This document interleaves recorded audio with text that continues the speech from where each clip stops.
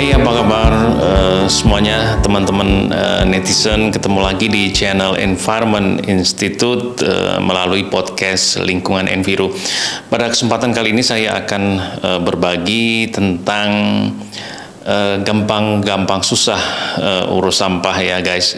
Jadi urus sampah nampaknya kadang terlihat gampang, tapi ternyata tidak mudah, dan buktinya sampai sekarang kita persoalan sampah masih menjadi persoalan kita semua.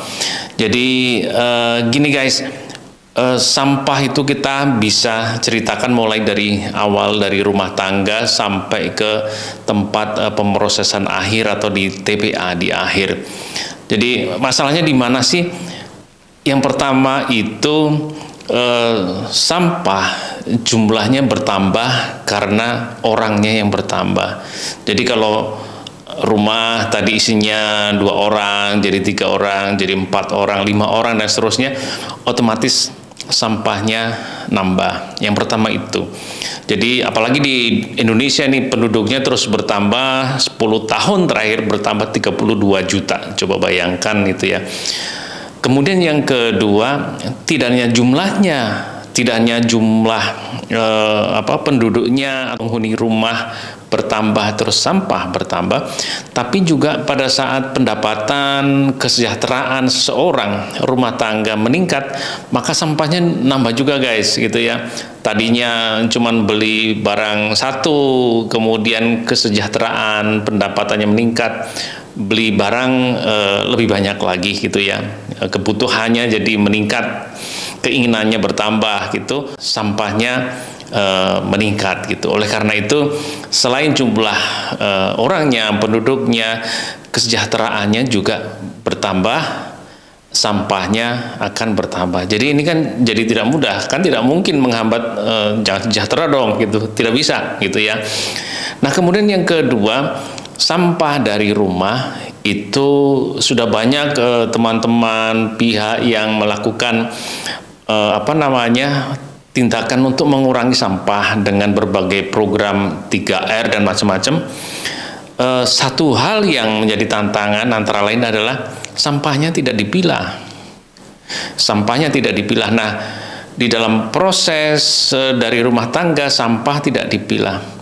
Tapi bagaimana kalau itu dipilah gitu ya di rumah tangga? Ternyata juga masih menyisakan masalah. Setelah di rumah tangga, di rumah sudah dipisah-pisah nih antara sampah organik, plastik dan macam-macam dipisah. Nanti tukang sampahnya datang, digabung lagi. Di truk sampahnya digabung lagi. Tidak terselesaikan masalahnya. Oleh karena itu penting sekali dalam urusan pemilahan sampah ini, dan ini menjadi penting karena untuk pengolahan sampah sangat memudahkan pemilahan. Jadi pemilahan sampah perlu dilakukan bersamaan antara produsen lah atau penghasil sampah ya, kita semuanya, dan pihak yang menangani sampah gitu ya, yang mengumpulkan, mengangkut, itu juga harus bersamaan. Kalau tidak ya sampahnya dipilah, dicampur lagi di truk, atau sebaliknya di truknya sudah dipilah-pilah itu untuk di kotak-kotakan di tempat berbeda, dari rumahnya nggak dipilah gitu ya. Nah di sisi itu juga yang lebih parahnya, buang sampah masih sembarangan tempat, sampahnya di sini, buang sampahnya di sampingnya, itu juga menjadi masalah sampah yang menjadi urusan menjadi tidak mudah. Nah setelah dibawa ke TPA, sampai sana ditumpuk-tumpuk saja, kecepatan sampahnya datang dibanding diprosesnya kalah cepat gitu. Karena sampahnya bertambah itu tadi, penduduknya makin banyak, kemudian kesejahteraannya meningkat, sampah yang ditampung di TPA makin banyak, kecepatan prosesnya sangat lambat gitu ya. Jadi makin lama makin numpuk di sana. Jadi itu guys, banyak PR-nya. Tentu saja antara lain solusinya adalah bagaimana pemilahan sampah dilakukan bersamaan antara orang kita semua yang menghasilkan sampah, mulai dari rumah tangga, tapi harus bersamaan dengan proses pemungutan dan pengangkutan sampah itu. Dan selain itu juga di tempat pemrosesan, namanya tempat pemrosesan ya, pemrosesannya harus ditingkatkan baik teknologi maupun kuantitasnya.